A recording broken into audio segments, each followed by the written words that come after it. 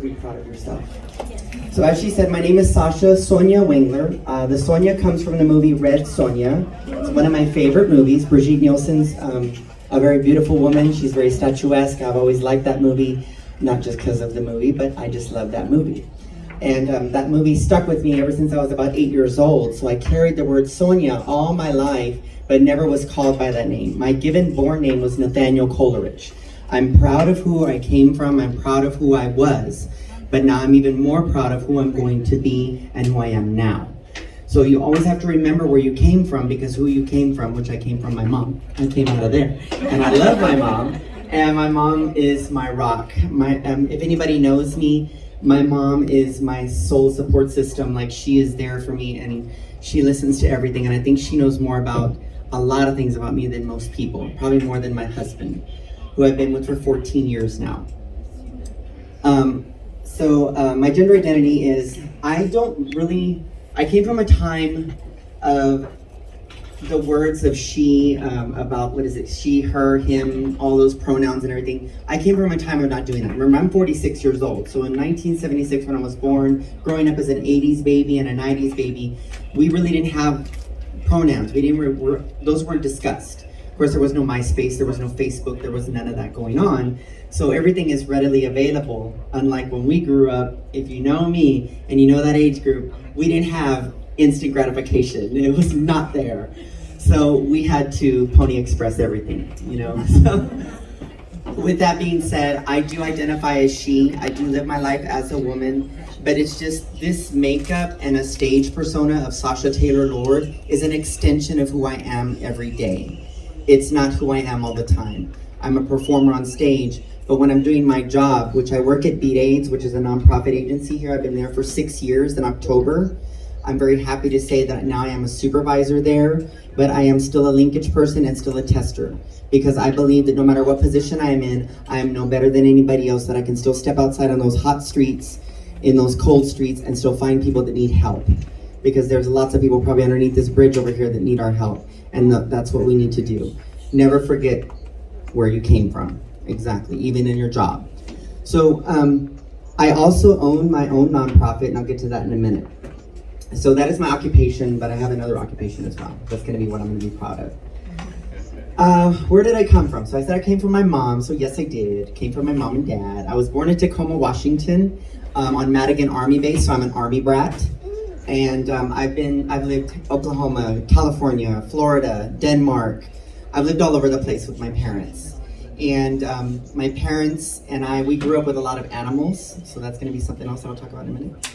And with a lot of music. So I grew up around a lot of rock and roll people because of my dad and everything. So Twisted Sister is not just gonorrhea and chlamydia. Twisted Sister is a rock group that I grew up with. So, and with that being said, you know, I know how to play the guitar. I learned how to sing while I was behind bars in federal prison for 7 years of my life.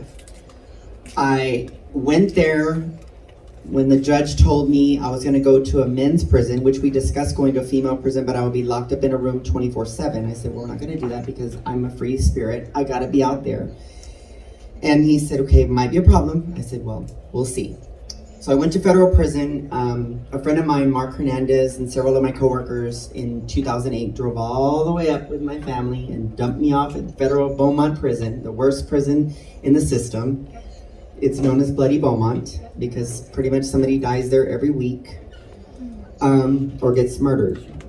So I learned a lot about myself. I learned about self-sacrifice. I learned about patience. I learned about how it is to be behind bars and what it means to be a passing through and a lifer. I learned a lot of things. But one of my most crowning achievements while I was there is I went to college while I was there for 7 years. So I went to Lamar State University while I was there.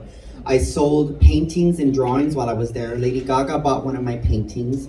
6 of my paintings are hanging all over the world in aquariums and zoos.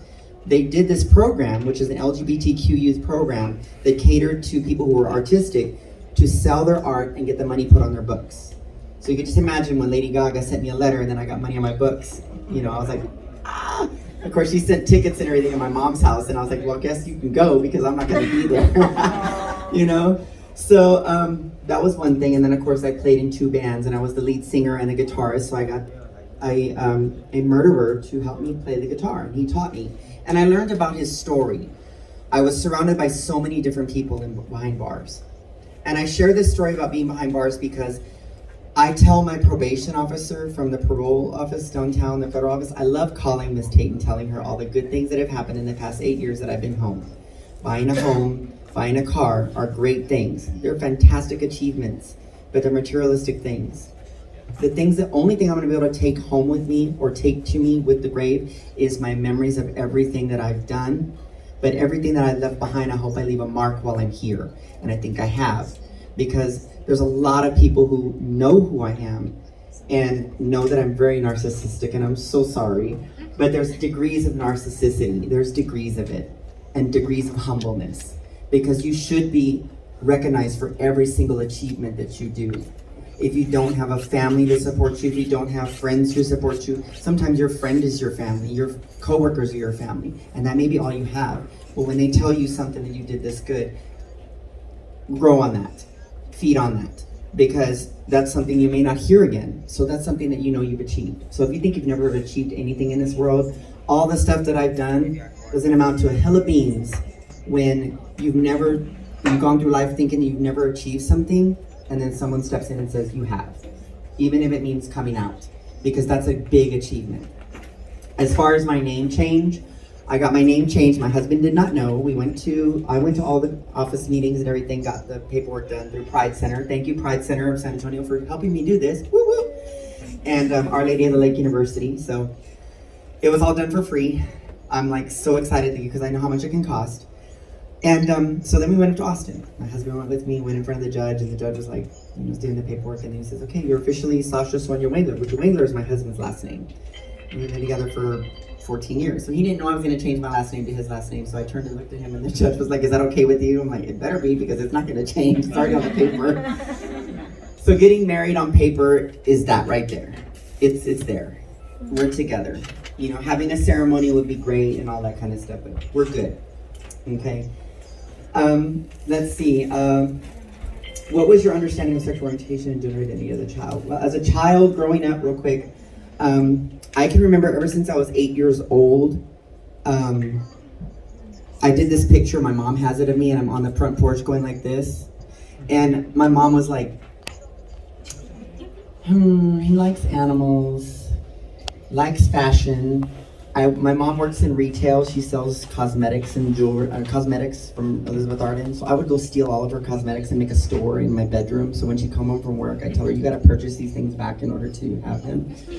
So that was my introduction to retail. So I already knew how to count back change at 8 years old because of my mom. And then I had like a pet section, a music section, and all this. And I was expensive. My mom said I was really expensive. You know, a bottle of opium was like, the opium perfume was like $50, and I was like, that's $900. My mom was like, do you have a receipt book? I said, it's a promise. You gotta pay me. She's like, okay. So that was my introduction to a lot of things. Now my dad was a different story. My dad is a diehard Republican. He passed away in August, but I still love my father no matter what.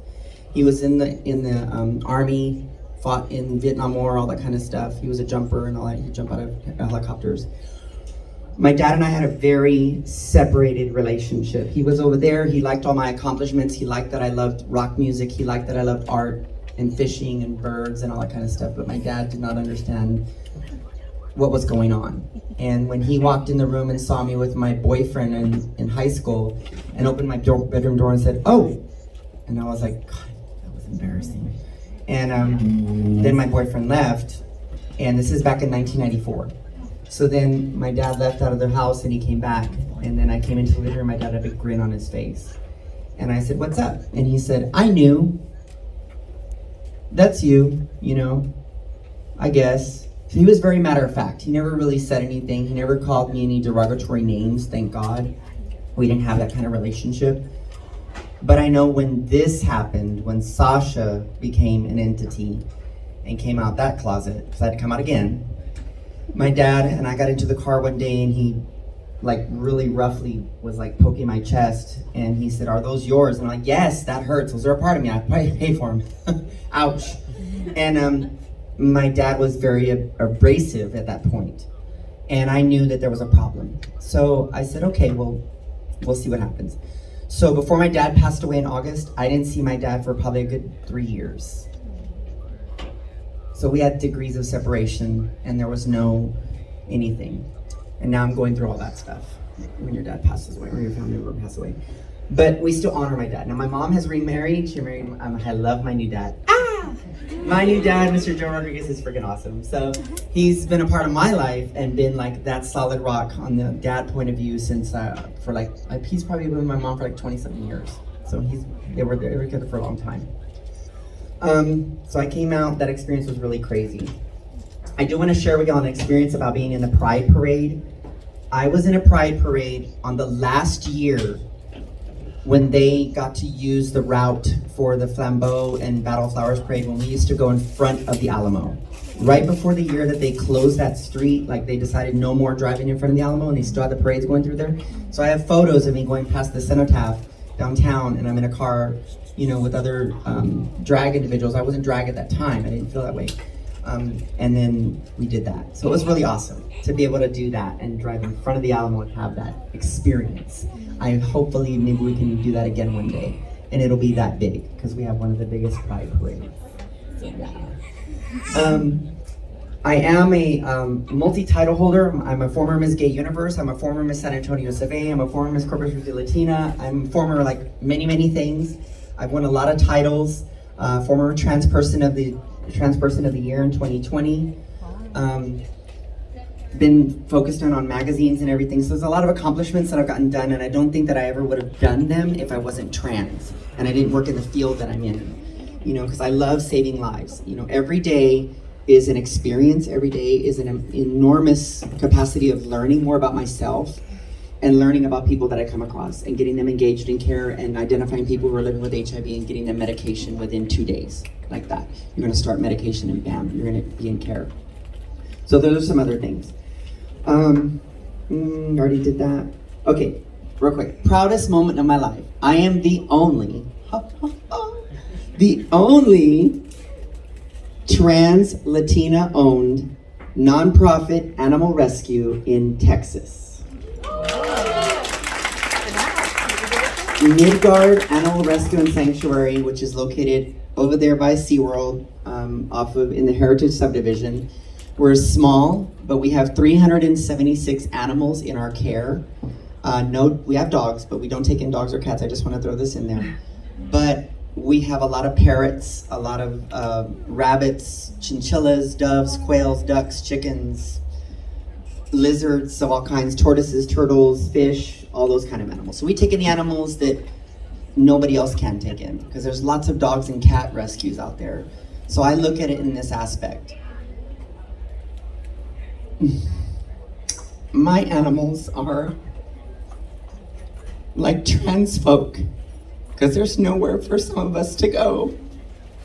So I'm providing that for them, because sometimes they get put in positions that nobody can help them out of.